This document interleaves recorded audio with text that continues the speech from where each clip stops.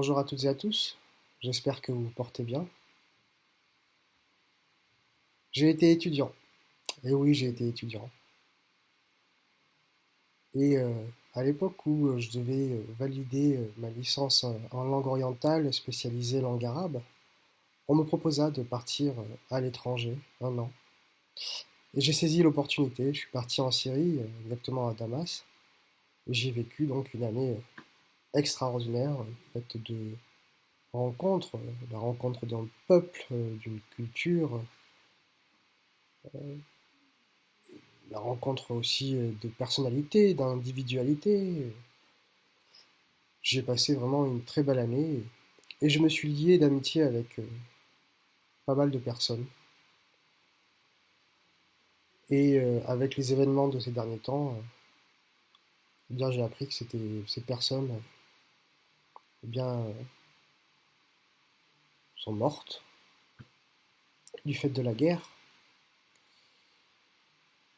Et ça a été une période assez difficile pour moi parce que l'injustice couplée au fait de ne pas pouvoir agir, de se sentir impuissant face à tout ça, c'est assez dur à vivre.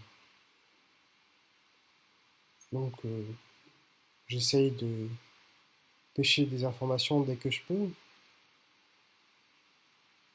Et puis hier soir, j'ai eu au téléphone un ami et j'étais content de l'avoir au téléphone,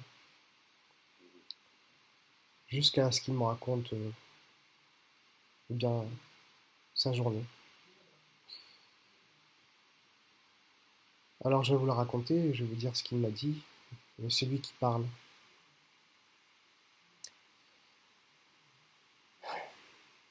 Je suis allé rendre visite à mes proches. J'ai pleuré sur la tombe de ma femme, Dalal, tu te rappelles de Dalal?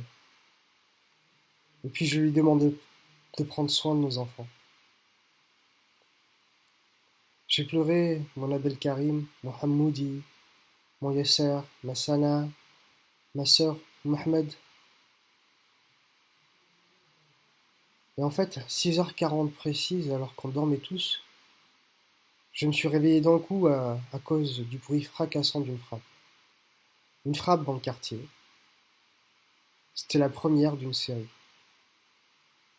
Alors, je m'en suis pas douté sur le coup que ça allait continuer, je savais pas quoi faire. J'ai donné mes enfants à ma femme, qui repose en paix. Les pauvres sont morts. Mais mon Dieu, à ce moment, ils étaient encore vivants. Et je leur ai dit de rester, de ne pas bouger, parce que j'allais voir dehors s'il y avait des victimes et essayer de donner un coup de main.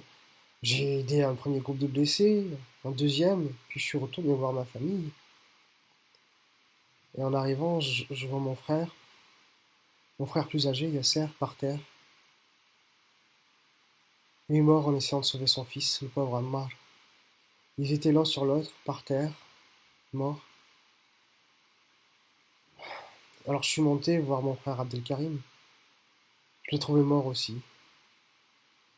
C'est là que j'ai compris que le gaz faisait vraiment effet. Le gaz des bombes.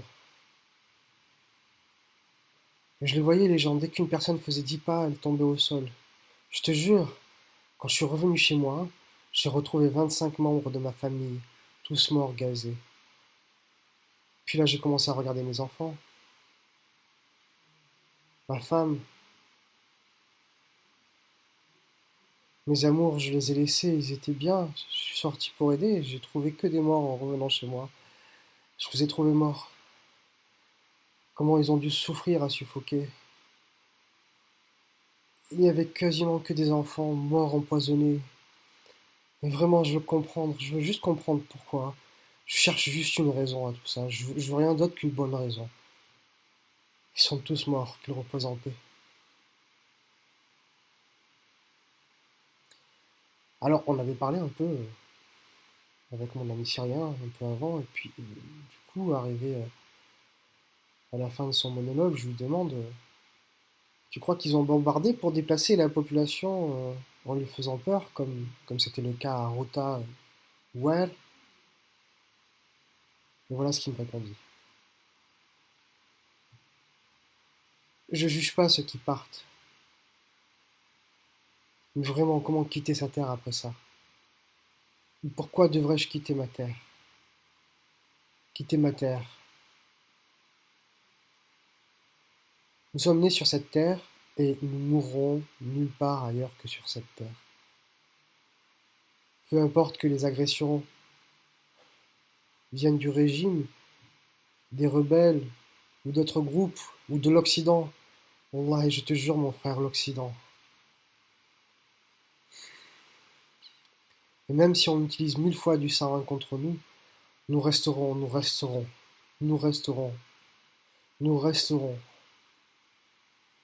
C'est vrai que j'ai pleuré des larmes, et des larmes pour mes enfants, pour mes neveux, pour mes frères, mais nous resterons. Par Dieu, je le jure, nous resterons. Alors je vous rapporte ça, pas pour faire dans le pathos,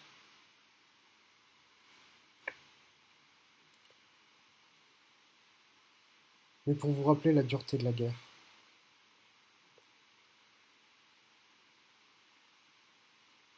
Et que nous avons la chance de ne pas être en guerre aujourd'hui. Nous ne faisons que nous plaindre, sans trop agir finalement, sans nous contenter de ce que nous avons aussi.